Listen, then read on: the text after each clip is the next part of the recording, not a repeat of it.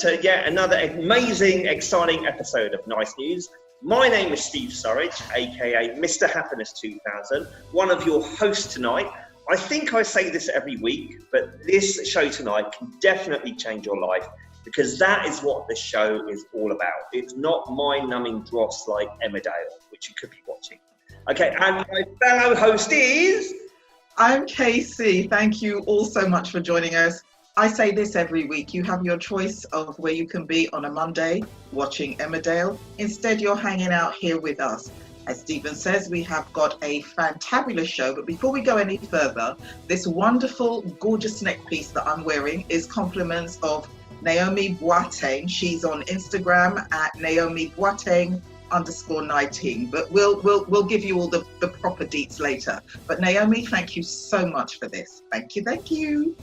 Yeah, so this week we are looking at self-talk, or the voice within, the voice inside your head, where it comes from, how it operates, how it affects your life, and probably most importantly, how you can effectively manage it.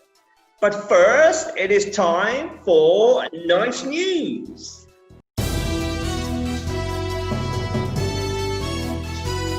As Stephen says, this show is all about the voice within, literally the voice in our head. And you know, be mindful of your self-talk because it is a conversation with the universe. We've had shows about, speaking things into existence, and our self-talk is just the same. Whether we do it out loud or whether we do it in our heads, we talk to ourselves. Even babies do it. So the purpose of this show is to ask you, what is your self-talk like? Is it affirmative and empowering? Or does it keep you in your comfort zone by telling you that you're not worthy and you shouldn't really try to stretch yourself? Unfortunately, it's normally that second voice that we listen to, and it's easy to understand why. As I mentioned earlier, we talk about how thoughts have power. Well, thoughts are made up of words, and words have power too. So positive or negative, what we think, we can sometimes think it into existence, which is why I say we need to be very careful with our self-narrative. Too often this narrative is stay safe, stay in your lane, don't rock the boat, don't go outside the status quo, stay in your comfort zone. But let's face it, how many truly brilliant things have come from anybody staying in their comfort zone? One great big fat zero. Lovey Ajani reminds us we need to get comfortable with being uncomfortable. And in her book, What's in the Way is the Way, Mary O'Malley says life created the mind as a tool for maneuvering through life, not to be in charge of it. The mind is a wonderful servant, but it's a horrible master. And, we all have negative thoughts. I'm not saying that we're to go through life thinking that everything is rosy. But the important thing is to recognize them rather than having a knee-jerk reaction. Kind of step outside of ourselves and look at what it is we're actually thinking. Jerry Bruckner said, negative self-talk is like a virus that infects your self-esteem and your self-confidence. So how do we get past that? Well, if you can find a more positive thought process, you can better develop your mental strengths. That in turn will help you deal with whatever challenges may come your way. Now, I know the next question is going to be, Kaie, how do we do this? Well, that's why we're here. That's why Nina's here. That's why we've got this show. Nina is our guest coach. Her name is Nina Vinter, and she's a hypnotherapist. She'll be telling us how important self-talk is, how it shapes our lives, and how to change that negative narrative. So Stephen, you're Mr. Happiness 2000. I bet you haven't had a negative thought for the last 20 years. I'm only a happiness coach because I've been really miserable and I've done that end of the scale. And your self-talk is so central to finding happiness and staying happiness. This show is so important. Yes, and we've said already, self-talk is central to the quality of our life experience. We're going to find out it literally shapes our life and determines our success level.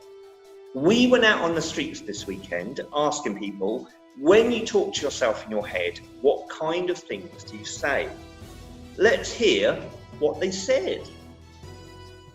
When I talk to myself, as I said, depending on my mood, if I'm sad, and depending on how deeply sad I am, I could feel tearful, or I think I've had enough of this world. I want to top myself. Sometimes I overthink things stress me out, whether it's money or it was university or even work. Sometimes I overthink things and it stresses me out.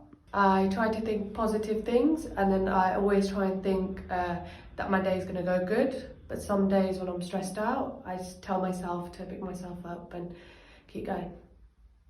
We're joined then once again by Nina Vinter, hypnotherapist. Nina, let me unmute you. If I can find you, I always lose you on here. Right, I've unmuted you now, Nina. So can you tell us the importance of our self-talk and how it shapes our life?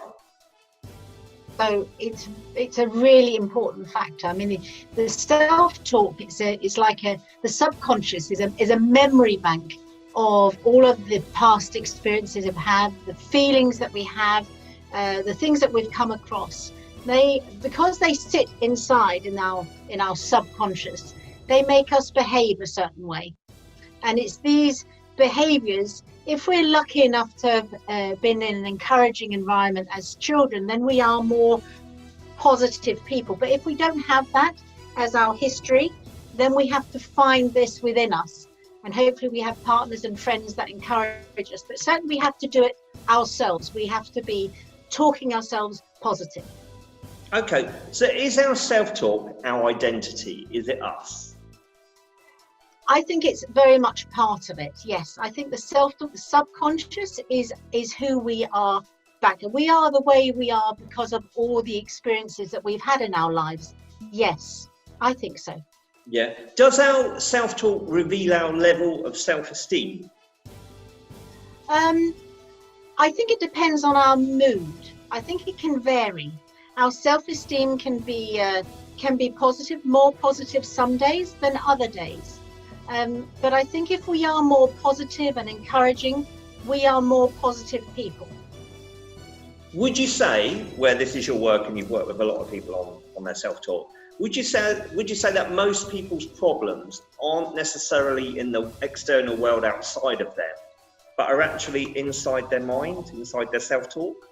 Again, if we're with people that are encouraging us and being positive, that's the outside influence. It goes into us and it affects how we feel. Our mind then absorbs it and it repeats itself. If it hears positive things, we feel more positive. So I think the outside world influences. The subconscious is the one that really drives us. So again, in your work, would you say a lot of the people that come to you with issues, would you say fundamentally they don't really like themselves? I think that people come to see me because they don't feel very happy. There's something they want to change. Yes, that's right. Wow, okay. And most importantly of all, can we control our self-talk so it works for us? Absolutely, absolutely. There are ways of encouraging our mind to work positively, to be able to listen to our mind, our subconscious and our self-talk, get it to work better, more positively. Yes, and we can influence our everyday. Brilliant. That is what people are going to be wanting to hear from the rest of the show. So we're going to come back to you, Nina. Don't move. But first, it is time for some more. I came across a number of famous people who came from what we would call humble backgrounds, but every single one of them used positive affirmations and changed their circumstances by changing their self-talk. One of these people is somebody who I love dearly, never met him, but I have the utmost admiration and respect for him. Muhammad Ali, the greatest sportsman of the 20th century. Those of us who are old enough will remember that he was born Cassius Clay, Cassius Marcellus Clay, and he was named after an abolitionist of the same name. And he came from a background where he was dyslexic, which meant that he had a really hard time at school. He was born in Louisville, Kentucky. At one point, he was called the Louisville Lip because he never stopped chatting about himself. But he was born in Louisville, Kentucky, which then was extremely racially segregated, and he himself suffered racial discrimination. He was castigated for joining the Nation of Islam and changing his name to Muhammad Ali. He won a gold medal at the 1960 Olympic Games, which was then stripped from him because he refused to fight in the Vietnam War. Not only did they take away his medal, but they took away his boxing license in every state. So for 3.5 years, he couldn't work, he couldn't support his family, he couldn't travel overseas to fight because they took away his passport as well. Now, that would have broken a lot of people, but Muhammad Ali, when I read through some of his stuff, I realized that this man had some of the greatest self-talk ever. Just about everything he said about himself praised himself. We all know his saying, "I am the greatest." And what I love about this saying is that he said, I am the greatest before I even knew that I was. In spite of everything that happened to him, in spite of all of his challenges, Ali made sure that his self-talk empowered him. There was no room for doubt. There was no room for anything else. People said he was arrogant and he was big-headed, but he told himself, I am the greatest. He told the world, I am the greatest. And you know what, Stephen? He was. Yeah, that's why we all know who he was, isn't it? Because Yes. self-talk took him to such a high level of success. He's remembered after his death. Yeah. Yes. No, it's Yeah. so powerful, this is. And, you know, I think he is an example to all of us of what we should be doing if we want to achieve. You've got one more story for us, haven't you, Kaie? No, I don't. No, okay. That's cool. No, not just yet. Not just yet. Oh, actually, you're wrong. I'm wrong. I do. Yes. Oh, don't you just love show business? Okay, so we're talking about the self-talk within, and we're talking about getting away from the negative narrative.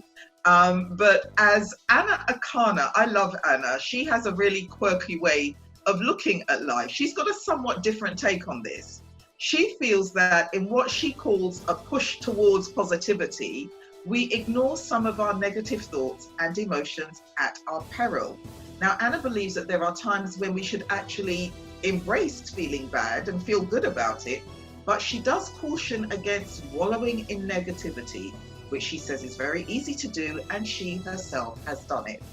So Anna's come up with some rather novel ways of dealing with the negative narrative, as we call it. I've provided a clip in which she shares some of these tips with us, and she also gives us some very funny but very good tips on how to be kinder to ourselves.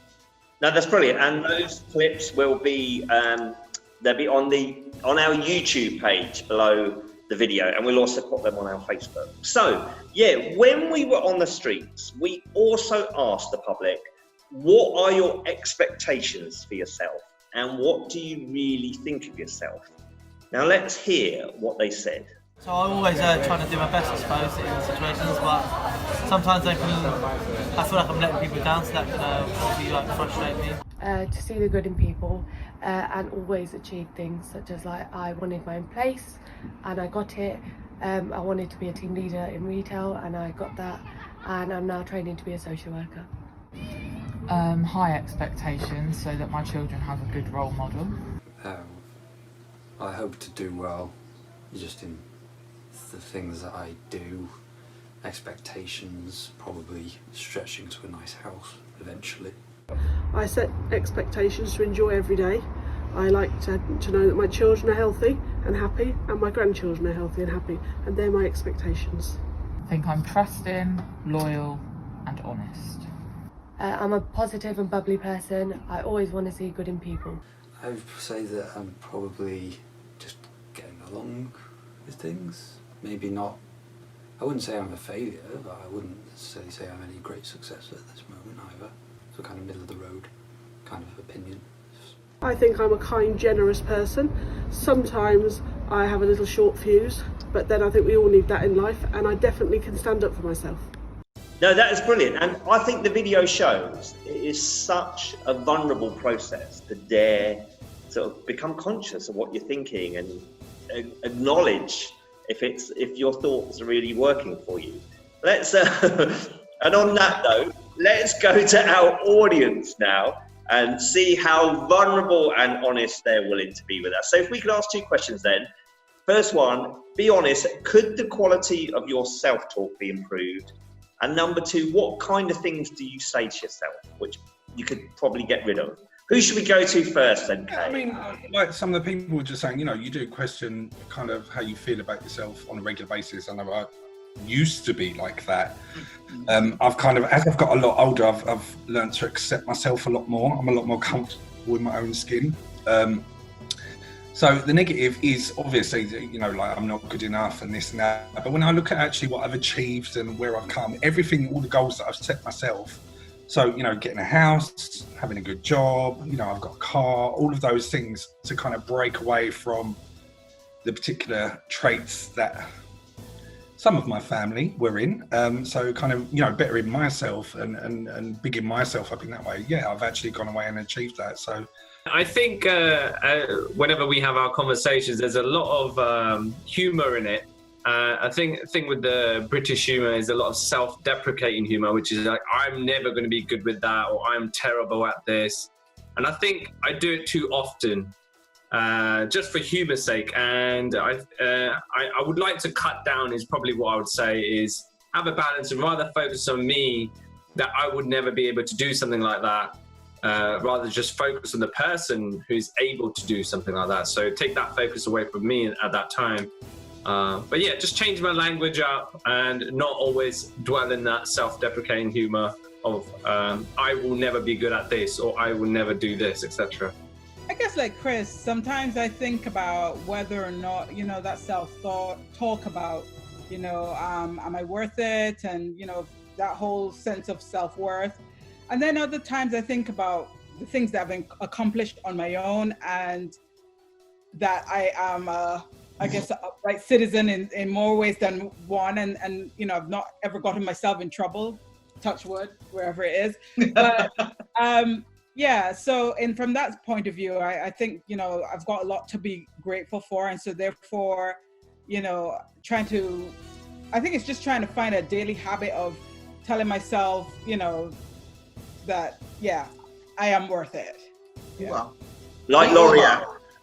Yes, L'Oreal had it right. We are all worth it. Something Chris said about getting older and becoming more comfortable in your own skin and more accepting of who you are.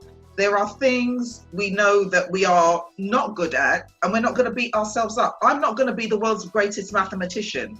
I've come to that acceptance. But I know there's so much more that I am good at, that me not becoming the world's greatest mathematician isn't necessarily a bad thing. Yeah. No, I think age certainly impacts our mental acceptance, isn't it? And our sort of purpose moving forward. We are going to go back to Nina now, who's going to suggest 3 techniques to help us effectively start managing our own self-talk and improve our lives. What 3 techniques can you recommend to us that we can easily apply to our lives? Well, one really good thing that a couple of you have already mentioned, Chris mentioned it and Deirdre mentioned it, remembering our successes. It's so important, the little successes, you know, even going right back to when we passed an exam or we passed a driving test, or, you know, those little things that we think were little, but really our mind needs to do before we do. Because I believe completely that we can achieve anything that we want to achieve. We just have to have a goal, and we need to believe that we can achieve it and tell ourselves that we can do it, and then we get there. There was a couple of your previous little films there, people were saying, you know, I knew what I wanted to do and I got there. There was no doubt. For those that just have that little bit of a doubt, try and move it away. Talk nicer to yourself, and actually you have got these really good points.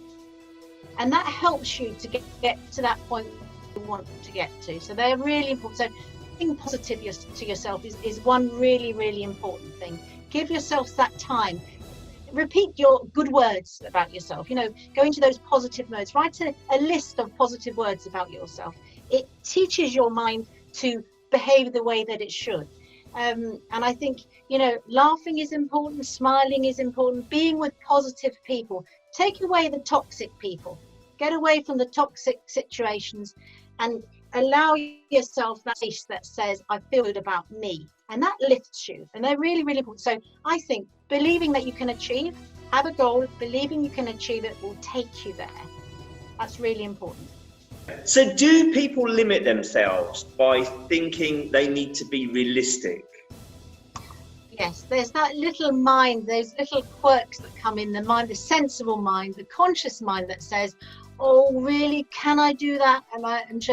But we need to trust that we can. When we ask ourselves, why is it that I'm doubting? Why is it that's stopping me from believing myself? Did somebody once say to me, not sure you can do that? We can. We have to just believe ourselves because we can.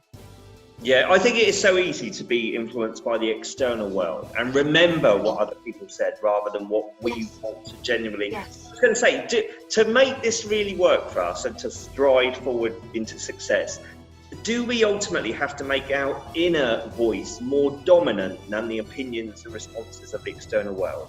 I think we trust, like your people listening, they need to trust who they are. You know you much better than anybody else knows you.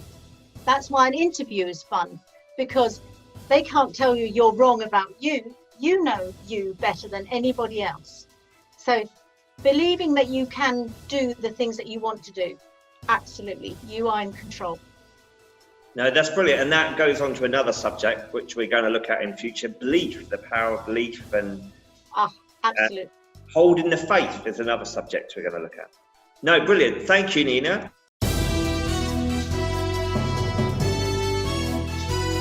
Less negative self-talk is what we all need, and it's true what Nina says. Every show I like to throw in a little science, why we do these shows. We're not just telling you this to be woo-woo, it's actually good for you. Now, would you say you're a glass half full or a glass half empty kind of person? I'm definitely a glass half full kind of person, and research shows that having a positive mindset can help with stress management and even improve your health. Now, it doesn't mean, as I think I mentioned previously, that you ignore life's less pleasant situations. It just means that you approach life's challenges in a more positive and productive way. Thinking positive can increase your lifespan, it can lower your rate of depression and distress, and it will help you cope better with stress. Nina has mentioned some of the ways in which we can practice positive thinking. Don't say anything to yourself that you would not say to somebody else. So don't tell yourself you're stupid, you're fat, you can't do whatever. You can if you really want to. Identifying areas of your life that you want to change, whether it's your work, your relationship, your health, your exercise. Nina also mentioned humour. We spoke about humour in a previous show, laughter being the best medicine. It is. And you know what? Laughing at yourself sometimes just takes you completely out of your head. And last but not least, again, something Nina said, surround yourself with positive people.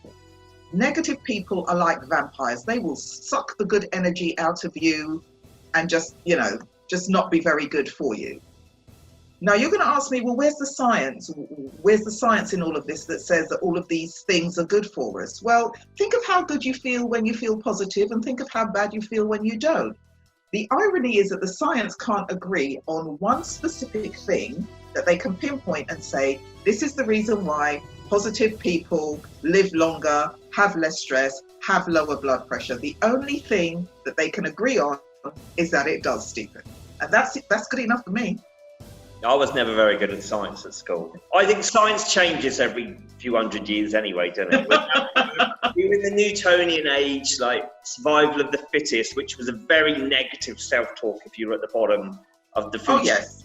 And now we're into this kind of more empowering quantum physics sort of belief system, aren't we? So I've much all of which has gone straight over my head. I wasn't good at chemistry, physics. It's like, yeah, it's got numbers in it. I'm not dealing with that. You know, like as a kid, you go la la la la la. That was me. Periodic table, la la la la. Oh, who? What? We are moving on to one of my favourite parts of the show now, where we get a testimonial from someone that knows the power of what we're talking about. We are joined by Sean Tugner. Sean, can you share with us then your story of how taking control of your self-talk has really improved your life? I actually went to see Nina about something completely unrelated. But in her method, she is an incredibly calm person, and she takes time to understand who you are. So I'd gone in with a completely unrelated, separate issue. And I must say that I wasn't really in tune with self-talk or listening to myself or understanding any of these facets. And once she'd finished and I've kind of explained how I felt about things, she kind of diagnosed me with an overactive brain. Hence why, I guess, if you're somebody who has that condition, like a pinball machine is all I can describe it as, you literally lurch from one thought to the next. You find it very difficult to assimilate or comprehend information. Now, it took 2 sessions to actually come to the other side of this. That was around 4 hours. Now, the first session was literally understanding and trying to get to the bottom of it. And then we did a treatment session together. And I must say, it's really changed how I'm able to deal with things. The business that I had is no longer the size it was, so much, much smaller. And in myself, I truly believe that the result of that business getting smaller is the capacity to be able to listen to myself in terms of my dealings with my family, with my wife. And we've been together many years. I mean, we've been together for 16, 17 years now. And I feel that my relationship with her improved massively because the stresses from outside, I was bearing them better, managing them better as a result of the treatment. And you could stand back and assess issues properly and basically listen to yourself, something that you weren't in tune with before, that you were able to now listen to. But I must say that my life has changed fantastically from the treatment that I received, in being able to just be calmer, assimilate problems and deal with my family, I guess, in a more loving and considerate way than before. No, brilliant. Thank you so much for sharing. So if I can just ask then, so a lot of people are trying to change the external world, and that's stressing them out because it's not responding to what they think it should be doing. That you changed yourself.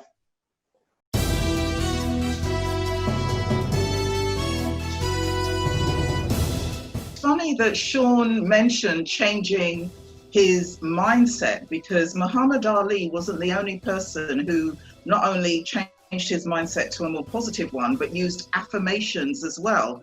As you know, Stephen, your favorite celebrity, Oprah Winfrey, or as you call her, the Big O, is one person who believes in affirmations. So does Michelle Obama, Denzel Washington, Be Still My Beating Heart, Jim Carrey, and J-Lo. They all believe in affirmations. I have to admit, it took me a while to get my head around affirmations. I thought it was a bit woo-woo, this practice of saying good things about yourself to yourself. I thought, well, that's never really gonna work. But as Chris will testify, I've kind of gotten used to it. I used to walk around the office saying how fabulous I was. And although people thought I was joking, I actually meant it. And I know it puts some people's backs up, but that's the kind of self-talk that you need to give yourself. You need to tell yourself you are good, you are kind. It's like that line in The Color Purple where, you know, one of the characters says, I is good, I is kind. You are. If other people's affirmations don't work for you, because, you know, there's a lot of self-help people out there, and some of them you can resonate with and some you can't. There are a number of apps that will allow you to record your own affirmation in your own voice and add your music if you want to, because here's another little sciencey bit. Apparently, we're more open to something if the voice is either ours or it sounds like ours or we resonate with it. So you can use an app. Gratitude is another good way of helping you get a positive mindset. Don't forget, we are doing our gratitude challenge, which ends on the 17th of this month, or we're asking us that every day you write down 5 things that you're grateful for. Gratitude, as I said, a good way to develop a positive mindset, because there is no room for a negative narrative in a grateful life. That's brilliant. I love what you said, because it's very un-English to dare to love yourself and be, it is. Sort of open about that. So I'm going to set everyone a challenge. This is another challenge, Stephen. Good Lord. I'm going to say it's really simple, but it isn't. This is one of the things I teach in my happiness workshops. Every time you see your reflection in the mirror, from this point onwards, tell yourself how amazing and gorgeous and sexy you are. Okay, because it's so easy. Just go, oh, look at that. I look knackered or whatever. Just even if you do look knackered and look like just been dragged through a hedge, forget that. Tell yourself how gorgeous, sexy, fantastic, attractive you are. And what quantum physics is saying, thought patterns are electromagnetic. So what you think of, what you're thinking, you get more of, and that's going to become your default setting. And like what Sean said, you do the inner work. And over time, the external world changes to fit the. Look how gorgeous I am. Do you think this comes easy? Well, Stephen, it's funny you mentioned that, because I think I was telling you yesterday, I was meeting, it was Deirdre, we were going out on Saturday. And as I was getting ready to leave the house, I've got 2 huge mirrors in my house. And I walked past one and I was like, dang girl, you look good. I got out the road and this car slowed down and was like, almost wolf whistled me, said, you look really nice, you look really pretty. And I'm like, you see, I put that in the universe, I got it back. I'm still working on the 6 lottery numbers though. Okay, you got to expect to stop traffic every day now.